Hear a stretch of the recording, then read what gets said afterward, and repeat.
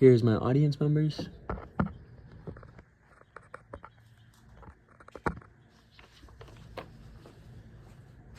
Have you ever woken up in the middle of the night and something feels off, like your body is moving? Or maybe someone's in the room with you. Some people describe it as the scariest moment of their life. That moment is called sleep paralysis. Most of us don't know much about sleep, even though we sleep every day. And sleep paralysis is actually super common. It's extremely common between young adults and college students. So even if you've never experienced sleep paralysis, someone you know has definitely experienced sleep paralysis. I've personally experienced sleep paralysis, and honestly, it's terrifying. That made me want to understand what it actually is, why it happens, and who it's affecting. Today, I'm going to explain what sleep paralysis is, what causes it, and why so many people feel things and see hallucinations that feel so real. I'll cover sleep paralysis in 3 main points. What sleep paralysis actually is, what causes it and who is most at risk, and why people hallucinate during sleep paralysis. Let's start by understanding what sleep paralysis really is. Sleep paralysis is a state where your mind wakes up before your body does, and when your mind is in REM sleep. The REM stage of sleep is the dream stage. That's when your body is really in its deep sleep, and you're not in control of your body whatsoever. During REM sleep, your muscles actually shut down so your body doesn't act out your dreams physically, which is all normal and healthy. But what sleep paralysis can happen is when your brain turns on before your body turns on. And that's when you can experience full awareness in the room, no ability to move or speak comfortably, maybe that heavy feeling in your chest, or maybe you feel like someone's in the room with you and you just can't see them and you can't want to turn your head to see them. These experiences usually last anywhere from a few seconds to 2 whole minutes.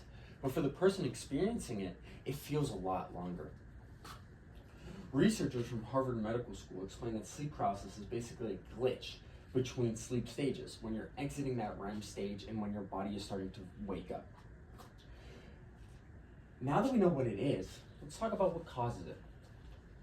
There isn't just one cause, but there are several common triggers. Now let's get into those triggers.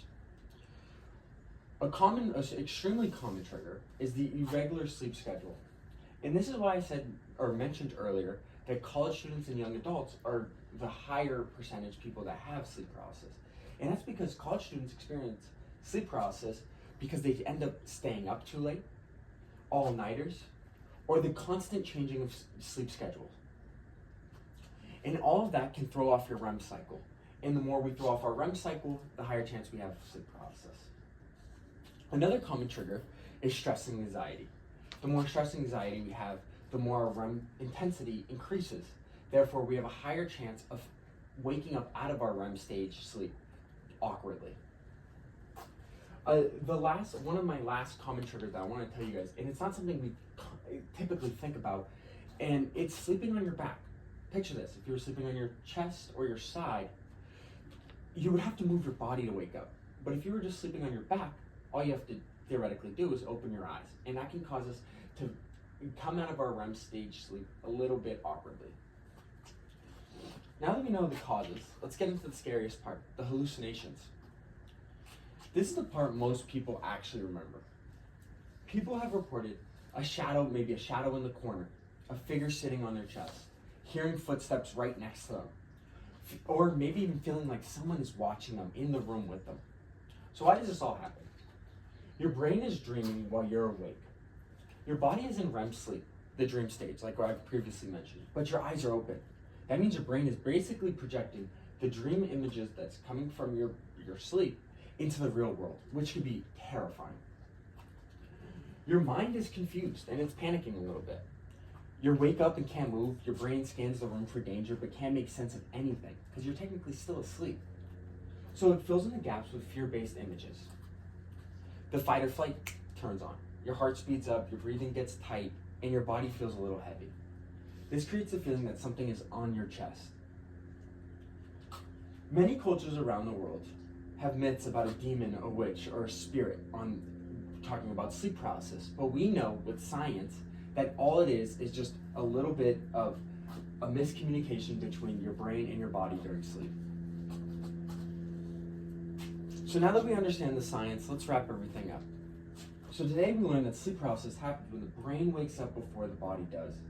It's caused by things like irregular sleep schedules, stress, and poor sleep quality. And the scary hallucinations happen because the brain is still dreaming while the body is awake. Sleep paralysis feels terrifying, but knowing what it actually is can take away a lot of the fear. The next time someone tells you that maybe they felt like something was on their chest or someone was in the room with them, tell them it's just all it was you waking up a little too early from your REM stages. And that's all I have. Thank you.